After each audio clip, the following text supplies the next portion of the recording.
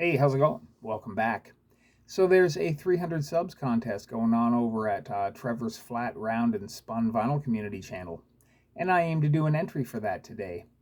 I've had limited dealings with Trevor, but anytime I've chatted with him, he's seemed like a really cool dude to me. We kind of bonded over Ugly But Proud, which is an early kind of metal punk band from Michigan.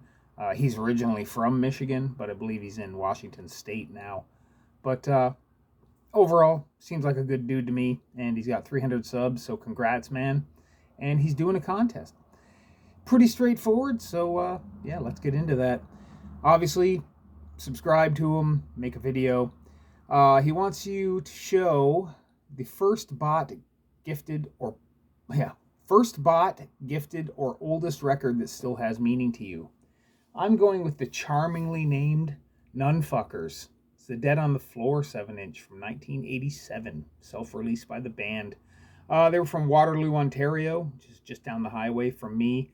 Super snotty, super awesome hardcore punk. Drums sound like a series of cardboard boxes and plastic colanders, just the way I likes it. Yeah, great record. The reason this is important to me is it's the first record that I ever mail ordered.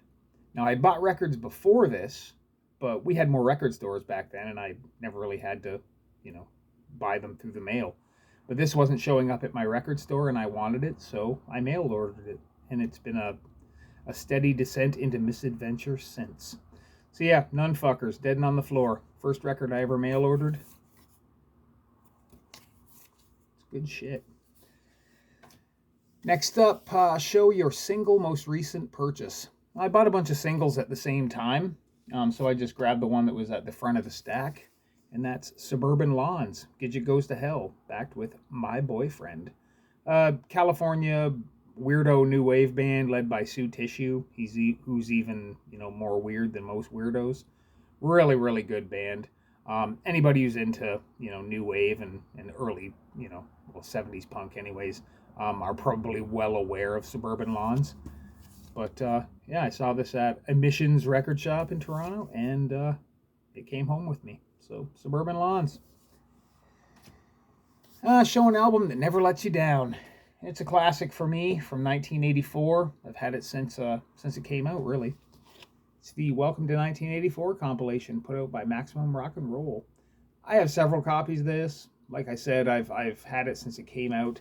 It's pretty much a perfect compilation for me. Every track on it's really good. I mean, there's two that are kind of I could do without them if I had to, but they're still pretty good. But I mean, it's a veritable who's who of international hardcore bands of the day. I mean, you got Raw Power, you got Turvy Cadet, you got NOTA, you got BGK. Just the list is endless. It's a great compilation. I've listened to it a million times. I never get sick of it. Yeah, and I'll always own a copy. So yeah, it's a crucial compilation to have if you're into to punk and hardcore stuff from the 80s. So yeah, welcome to 1984.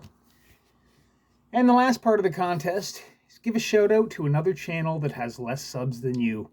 This took some thinking because there's quite a few channels that have popped up in the last while that don't have a crazy amount of subs that I think are really good channels. So I had to mull it over for a bit, but I think my vote's going to go for George over at Blockhead. The reasons being is that he's into music that it's in my general ballpark. He's a big Devo fan. He's a huge Residents fan. Lately, he's been getting into like late 70s UK punk mostly, and he's really digging that. But what makes me like his channel the most, I think, is the fact that he's a younger guy, so he's still got that youthful enthusiasm that a lot of us, wish we still had. He's discovering bands that we've been aware of for years, and in some cases we're, over them, but it's his first experience with them, and you kind of get to, empathize, like you can kind of relive it, through his actions. I find that kind of cool.